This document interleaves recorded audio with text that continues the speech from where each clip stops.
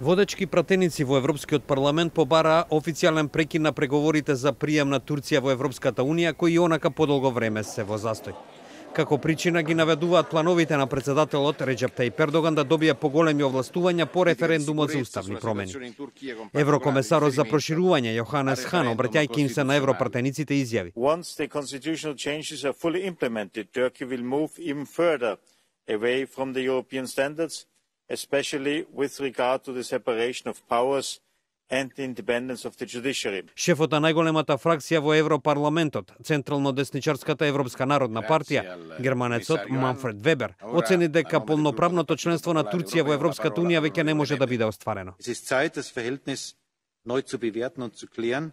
Und ich möchte die Frage, die uns der Kommissar gestellt hat, auch beantworten.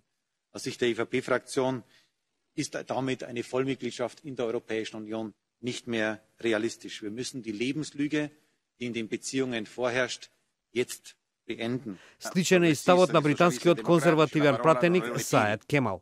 Firstly, we need to be honest with Turkey that it may never be a member of the EU. There are too many concerns. Prejudice against a largely Muslim population, a landmass which lies mostly in Asia, the prospect of freedom of movement to millions of Turks, the prospect of voting weights in the Council and here in this Parliament, and an EU external border which would be with countries such as Iran, Iraq and Syria. Затоа некои пратеници побара од шефовите на дипломатиите на Европската унија да разгледаат поинакви видови на врски со Турција.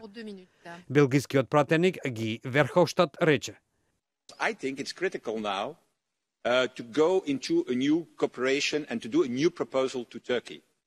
I think that we have to stop accession negotiations. We're in fact not accession negotiations anymore. They are in fact suspended. They are not formally suspended, but in fact suspended.